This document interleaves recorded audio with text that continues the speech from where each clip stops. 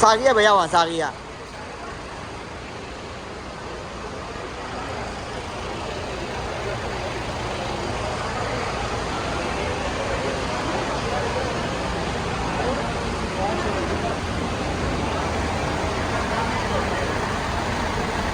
စာကြီးဘာလို့လဲဟဲ့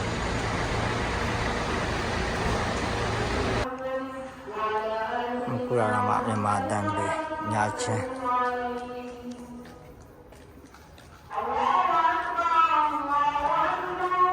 6လအပေါ်မှာရှိတဲ့ကံပုံတို့ရှိတယ်ဒါရာကြီးကျောင်းတို့ကြီးကဲအုပ်ကြီးတို့နှုတ်ဆက်ပါတယ် high five တော့တဲ့ဗီဒီယိုလေးပါနောက်မှအတိဖြတ်ပြီးဒါရာကြီးကျောင်းတို့ကြီးဒီစိတ်ထဲနေပါကဲဦးလုံးနဲ့မောင်ကန်တို့ရဲ့ပြန်ကြည့်